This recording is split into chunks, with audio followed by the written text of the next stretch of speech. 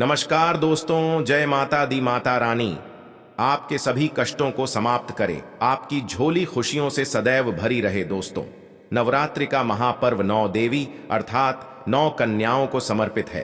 कन्या पूजन करने से हमारी समस्त पीड़ा दूर होती है, दुख दर्द दूर होते हैं, हर कष्ट दूर होते हैं, गृह क्लेश हमारे जीवन से हमेशा के लिए दूर हो जाते हैं। यहाँ तक कि पितृ दोष, राहु दोष, मंगल दोष, काल सर्प दोष, मात्र कन्या पूजन से शनि से पीड़ित व्यक्ति को राहत मिलती है, सुकून मिलता है, घर में खुशियां आती हैं तथा अकाल मृत्यु घर में कभी नहीं होती। दोस्तों, आपको बता दें, इस बार माता रानी हाथी की सवारी पर पृथ्वी लोक पर आ चुकी हैं और भक्तों के कष्टों को दूर करेंगी। जब जब माता रानी हाथी पर सवार होकर आती है, तब तब धरती पर फूल खिलते हैं और वर्षा होती है तथा हरियाली की उत्पत्ति होती है और जीवन सुगम हो जाता है। किसान के घर में साक्षात मां जगदम्बा जगत मां का आगमन होता है। दोस्तों, इस बार की नवरात्रि बहुत ही शुभ और मंगलकारी मानी जा रही है। इस बार शारदीय नवरात्रि 15 अक्टूबर दिन रविवार को शुरू होकर और इसका समापन 23 अक्टूबर दिन सोमवार को होगा। ऐसे में 24 अक्टूबर दिन मंगलवार को ही दुर्गा विसर्जन होगा।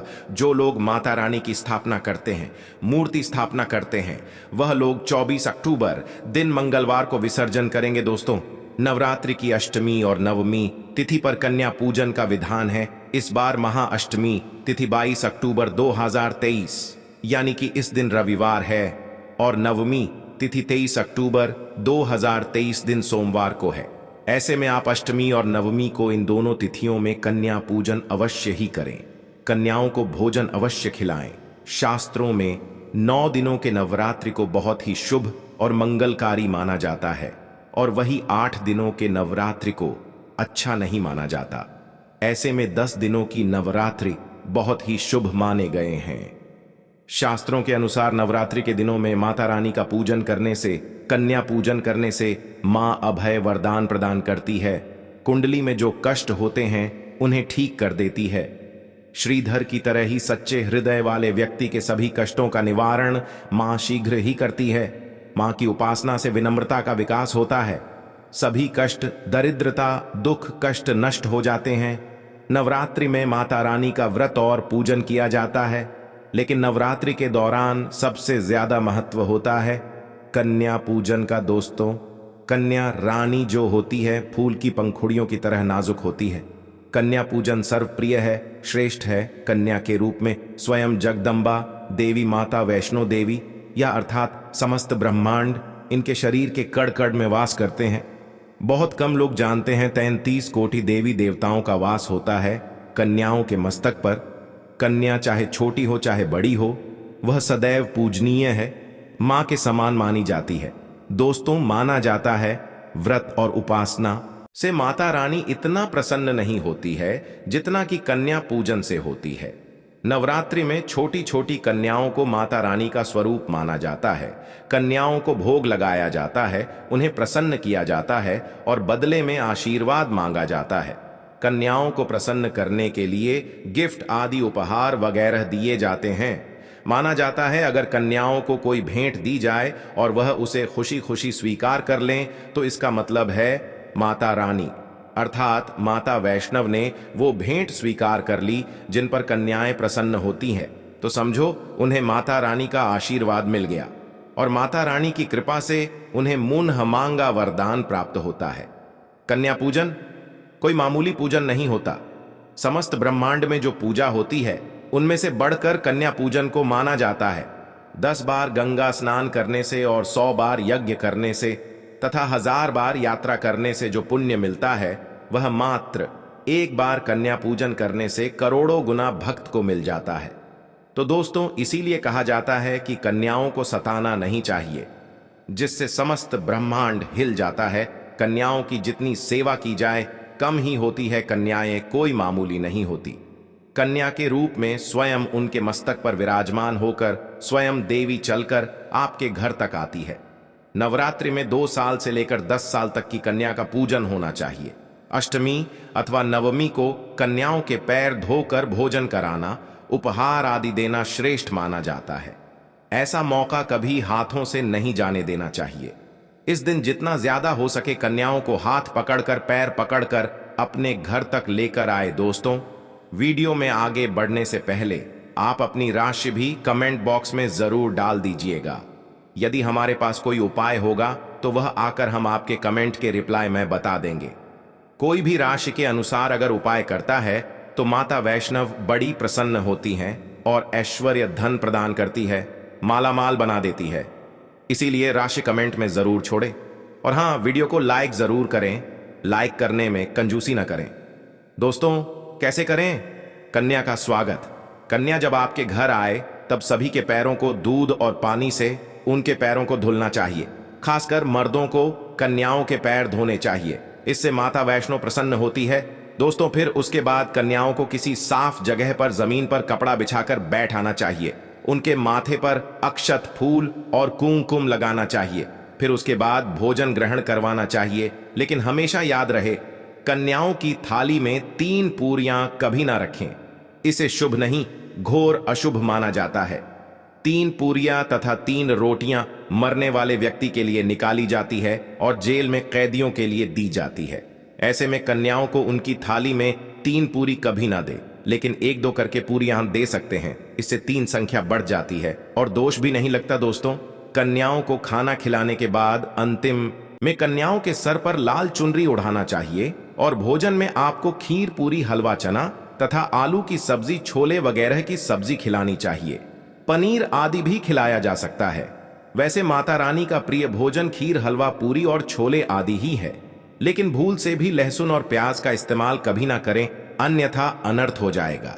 अक्सर कई लोग कन्याओं को कुरकुरे का पैकेट, चिप्स वगैरह का पैकेट खिलाते हैं, जो कि घोर अनर्थ माना जाता है, क्योंकि इसमें लहसुन, प्याज का इस्तेमाल होता है, जिसके कारण आपका व्रत खंडित हो सकता है। मां दुर्गा क्रोधित हो सकती है। जहां आपने 9 दिनों तक लहसुन प्याज का परहेज किया, लेकिन आपकी एक गलती पूरे व्रत को खंडित कर सकती है। इतना भी नादान नहीं बनना चाहिए कि माता रानी रुष्ट हो जाए और कन्याओं को भी अशुद्ध होना पड़े। कन्याओं को डब्बा बंद कोई भी ऐसी चीज ना खिलाएं जिसमें लहसुन प्याज होता है। कई चीज तो ऐसी होती हैं मार्केट में जिसके अंदर लहसुन प्याज का इस्तेमाल होता है। ऐसा आप कभी मत करना। दोस्तों, कई लोग कन्या पूजन में खाना घर पर नहीं बनाते और मार्केट से रेडीमेड लाकर ही खिलाते हैं तथा दही जलेबी खिलाते हैं, जो कि शुभ नहीं माना जाता। दोस्तों, में ऐसा खाना वो लोग खिलाते हैं जिनके घर में मान लीजिए कोई दुर्घटना आदि हो गई है या घर में कोई बीमार है या कोई मुसीबत है, तब वो ऐसा करते हैं। लेकिन अगर आप स्वस्थ हैं, आपको कोई पीड़ा नहीं है, तो ऐसा भूल कर भी नहीं करना चाहिए। माता रानी दही जलेबी नहीं, आपके हाथों का बना भोजन खाना चाहती है, आपका प्यार चाहती हैं। फिर चाहे आप घर में एक ही पूरी क्यों ना बनाएं माता के लिए, पर आप स्वयं ही अपने हाथों से माता रानी को भोजन खिलाएं। देखिए, भले ही आप दही जलेबी खिला सकते हैं, परंतु माता को घर का बना हुआ शुद्ध भोजन ही अति प्रिय है। खासकर नवरात्रों के दौरान घर में पक्का खाना अवश्य बनाना चाहिए। माता रानी बहुत प्रसन्न होती है। घर का बना पक्का खाना ही कन्याओं को खिलाना चाहिए। हमेशा याद रखें, कन्याओं को प्लास्टिक के बने दोने में खाना नहीं खिलाना चाहिए। ऐसे बर्तन पूजा पाठ के लिए शुभ नहीं, अशुभ होते हैं, क्योंकि प्लास्टिक के ज्यादातर बर्तन जो होते हैं जानवरों की हड्डियों द्वारा बनाए जाते हैं। इसीलिए ऐसा पाप मत करना। कन्याओं को हमेशा स्टील के बर्तन या पत्तों से बने बर्तनों में ही भोजन कराना चाहिए। बहुत ही शुभ माना गया है। अगर पीपल के पत्ते में भोजन कराते हैं तो माता अभय वरदान प्रदान करती है। दोस्तों, में एक और बात हम आपको बताने वाले हैं कि यदि नवरात्रों के समाप्त होने के बाद यदि बीच में कन्या पूजन में शुक्रवार का दिन पड़ जाए तो कन्याओं को कोई भी खट्टी चीज नहीं खिलाना चाहिए, क्योंकि शुक्रवार का दिन माता संतोषी को समर्पित होता है और माता संतोषी नवरात्रों के दिनों में सक्रिय अवस्था में होती है, यानी वो भी 9 देवियों के साथ में आपके घर में आती है। इसीलिए कन्याओं को भूलकर भी शुक्रवार का दिन अगर पड़ जाए तो खट्टी चीज घर में नहीं बनाना चाहिए और कन्याओं को भी खट्टी चीज नहीं खिलाना चाहिए। घोर पाप लगेगा आपका। किया कराया सब बर्बाद हो सकता है। खट्टी चीजों से माता संतोषी रुष्ट हो सकती है, चिढ़ सकती है, आपको श्राप दे सकती है। इसीलिए नादान ना बने दोस्तों। भोजन कराने के बाद कन्याओं की थाली में एक लौंग जरूर रखना चाहिए, क्योंकि लौंग देवी शक्ति तथा दुर्गा मां को बहुत प्रिय है। लौंग माता शक्ति का प्रतीक होती है। लौंग में नवदुर्गा का वास होता है। इन 9 दिनों में माता रानी को लौंग का भोग ही लगाया जाता है, तो खाना खाने के बाद कन्याओं को लौंग अवश्य अर्पित करें। माता रानी को अमृत से बढ़कर लौंग प्रिय है, इसीलिए कन्याओं को थाली में चुपचाप एक लौंग जरूर रख दें। आपका भाग्य चमक जाएगा। माता लक्ष्मी आपके जीवन में धन की कोई भी कमी नहीं होने देंगे। दोस्तों, आपको बता दें कन्याओं को उपहार में क्या दे। कन्याओं को खुश करने के लिए उनकी थाली में दक्षिणा डालें, ताकि आपके घर में संपन्नता बनी रहे तथा धन की कोई भी कमी ना हो। कन्या जब आपके घर से खुशी खुशी धन लेकर जाती है, तो वह भी आपको खुशी खुशी कई गुना आपको धन प्रदान करती है। इस समय कंजूसी मत करना, खुशी खुशी कन्याओं को धन अवश्य देना। कन्याओं को कोई सुंदर गिफ्ट दे सकते हैं। शास्त्रों में बताया जाता है कि कन्या जितना खुश होती है, माता रानी उतना ही जल्द फल की प्राप्ति प्रदान करती है। ऐसे में आप कन्याओं को चॉकलेट बॉक्स दे सकते हैं तथा खूबसूरत कपड़े दे सकते हैं। याद रहे, काले कपड़े ना दें और स्टील के बर्तन भी गिफ्ट के तौर पर दे सकते हैं। याद रहे कि कन्याओं को लोहे का कोई भी सामान नहीं देना चाहिए, नहीं तो राहु केतु का प्रभाव आपके जीवन में प्रवेश कर जाएगा। राहु काल तथा राहु दोष आपको लग जाएगा। आप बर्बाद भी हो सकते हैं। दोस्तों, जब कन्या अपने घर के लिए प्रस्थान करें तो उनके चरण जरूर छू लें और अपने मन में अपनी प्रार्थना को पूरा करें। सच्चे दिल से मांगी हुई मुराद माता रानी अवश्य ही पूरी करती है। सच्चे दिल का मतलब होता है मन में कोई भी लालच ना हो, और अगर वो लालच माता को पाने के लिए बन जाए तो उसे बोलते हैं सच्ची श्रद्धा और सच्ची भक्ति। ऐसी भक्ति के आगे स्वयं 33 कोटि देवी देवता आपको नमस्कार करते हैं। दोस्तों, नवरात्रों के दिनों में अगर मिल जाए आपको ये संकेत, तो समझो मां दुर्गा आपके घर में आ चुकी है। ये संकेत बताते हैं मां दुर्गा का आशीर्वाद आपको प्राप्त होने वाला है। तो आइए शुरू करते हैं। दोस्तों, पहला संकेत, जब आप कलश स्थापना करते हैं तो जड़ से निकली हरियाली बहुत ही शुभ मानी गई है। कहा जाता है कि जड़ से निकली हरियाली हमारे भविष्य में होने वाले अच्छे और बुरे होने का संकेत देती है। ये सभी बातें हमारे आने वाले साल का भविष्य बताती हैं। यदि आप जॉब में हुए हैं और वह किसी कारणवश नहीं हो पाए हैं, तो यह संकेत बड़ा ही मनहूस माना गया है। कहा जाता है कि नवरात्रों में जौ अगर सूख जाते हैं या बढ़ते नहीं हैं, तो आपको समझ लेना चाहिए कि ये साल आपका खराब होने वाला है तथा घर में कोई बीमारी आने वाली है, या दिन दुगनी रात चौगुनी आपकी कम होने वाली है या घटने वाली है। दोस्तों, ये धन हानि का संकेत माना गया है, क्योंकि आपने कोई ना कोई गलती ऐसी कर दी होगी जिसके कारण माता रानी नाराज हो गई है। इसीलिए माता से आप क्षमा अवश्य मांग ले। मां अपने भक्तों को अवश्य माफ करती है। एक मां ही होती है जो अपने बेटे को, अपने लाल को हर गलती पर माफ करती है। लेकिन ऐसा बेटा किस काम का जो मां से माफी ना मांगे। इसीलिए माता रानी से अपनी गलती की माफी अवश्य मांग लें। मियां वैष्णव अपने भक्तों को कभी निराश ही नहीं करती, बल्कि उन्हें धन धान्य से और खुशियों से परिपूर्ण बना देती है। और दोस्तों, यदि जो हरे भरे हो जाते हैं तो यह शुभ संकेत होता है। इससे आने वाले समय में आपको बहुत ज्यादा ही धन लाभ होगा। माना जाता है कि 1 रुपए का सिक्का या चांदी का कोई भी सिक्का जड़ के बीचों बीच में अगर मिट्टी में दबा दिया जाए तो घर में सुख समृद्धि आती है। माता लक्ष्मी दौड़ी दौड़ी चली आती है, जो कि अंदर हमेशा 1 रुपए का सिक्का अवश्य डालना चाहिए। जड़ को खाली नहीं रखना चाहिए, उसमें धन वगैरह अवश्य डालना चाहिए। इससे माता का आशीर्वाद सदैव परिवार पर बना रहता है और जीवन में कोई भी संकट नहीं आता।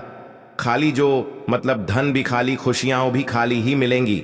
दोस्तों, नंबर 2, यदि आपकी नींद नवरात्रों के दौरान सुबह 4 बजे के आसपास खुलती है तो इसे बड़ा ही शुभ संकेत माना जाता है, क्योंकि यह समय ब्रह्म मुहूर्त कहलाता है। इस समय देवी शक्ति अपने सच्चे भक्तों को ही जागती है। इस समय उठाना मतलब माता की कृपा प्राप्त करने के बराबर माना गया है। ये संकेत बताते हैं कि माता की सच्ची भक्ति का प्रभाव आपके ऊपर हो चुका है और माता रानी आपको जल्दी ही कोई खुशखबरी देने वाली है। माँ आपकी सच्ची भक्ति से बहुत खुश हैं।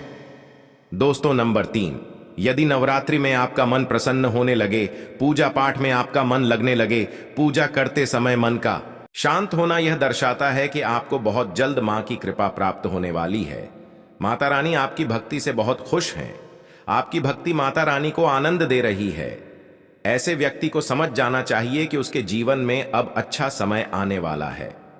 दोस्तों, नंबर 4, नवरात्रों के दौरान अगर मां के गले से फूल गिर जाए तथा जौ के हरे भरे पत्ते अगर बिन हवा के हिल जाए तो इसे अति उत्तम माना गया है। यह संकेत बताता है कि माता रानी का आगमन आपके घर में अस्थायी रूप से हो चुका है। आपको माता लक्ष्मी की कृपा प्राप्त होने वाली है। यह संकेत कुछ खास लोगों को ही दिखाई देते हैं। माना जाता है कि पूजा करते समय अगर धुआं अधिक बढ़ जाए तो इससे यह पता चलता है कि आपके घर से गरीबी हमेशा हमेशा के लिए जाने वाली है। भूत प्रेत आत्मा है अब आपके घर से हमेशा के लिए जाने वाले हैं। पूजा करते समय धुएं का अधिक होना बहुत ही शुभ और मंगलकारी माना गया है। यह संकेत भविष्य में अच्छे परिणाम को दर्शाते हैं। दोस्तों, नंबर 5, द्वार पर गाय का आना। वेदों में बताया जाता है कि नवरात्रि के दौरान गाय माता का घर में आना बड़ा ही शुभ संकेत माना गया है। नवरात्रि में द्वार पर गाय का आना अत्यंत शुभ है। यदि आपके भी द्वार पर गाय आती है तो गाय के माथे पर कुमकुम लगाना ना भूलें तथा गाय को रोटी जरूर खिलाएं। इससे मां दुर्गा अत्यंत प्रसन्न होंगी और आपकी झोली खुशियों से भर देंगी। द्वार पर गाय का बार बार आना भी जीवन में आने वाले अच्छे संकेतों की ओर इशारा करता है। दोस्तों, नंबर 6, सपने में शेर का दिखाई देना। अगर आपके सपनों में मां दुर्गा दिखाई देती है अर्थात कोई भी देवी अगर आपके सपनों में दिखाई देती है तो बड़ा ही शुभ माना गया है। नवरात्रों के पावन अवसर पर माता के दर्शन किसी खास भक्तों को ही होते हैं। ये सपने कभी किसी को शेयर मत करना। यदि माता की सवारी तथा शेर रात्रि में सपने में बार बार दिखाई देता है तो मां दुर्गा आपसे प्रसन्न है। ये संकेत बताते हैं कि जल्द ही आपकी कोई मनोकामना अवश्य पूर्ण होगी और आपके शत्रुओं का नाश हो जाएगा। शत्रु आपके नाम से ही थर थर कांपने लगेगा। मां दुर्गा का वाहन शेर है, इसीलिए नवरात्रि में शेर का दिखाई देना अत्यंत शुभ संकेत होता है। दोस्तों, नंबर 7, यदि कोई छोटी कन्या आपको सुबह सुबह लाल वस्त्र धारण किए हुए दिखाई देती है तो आपने साक्षात मां दुर्गा के दर्शन किए हैं। यदि नवरात्रों में सबसे पहले आपके घर में कन्याओं का आगमन हो जाए तो समझो आपको दुनिया की कोई भी शक्ति, ब्रह्मांड की कोई भी शक्ति आपको करोड़पति होने से नहीं रोक सकती। आपके जीवन में आपके घर में माता लक्ष्मी का आगमन होने वाला है। आप दिन दुगनी रात चौगुनी तरक्की करेंगे। अब आप खुशियां मनाइए और मिठाइयां बांटें। ऐसे में कन्याओं को भरपूर तरीके से खुश रखें और उनका आगमन दूध से चरण धुलाकर करें। कोई भी कंजूसी न करें। दोस्तों, माता रानी आपको यह संकेत दे रही है कि अब आपका बुरा समय समाप्त हो चुका है। अब जीवन में सुख समृद्धि के द्वार खुल जाएंगे। दोस्तों, नंबर 8, घर पर उल्लू का आना। यदि माता लक्ष्मी का वाहन उल्लू नवरात्रि में आपके घर पर आकर बैठ जाए तो यह भी शुभ संकेत है। इसका अर्थ है कि मां लक्ष्मी का आपके घर में प्रवेश हो चुका है और आपकी आर्थिक स्थिति और मजबूत होगी। लेकिन याद रहे, उल्लू नवरात्रि और दीपावली पर आना ही शुभ माना जाता है।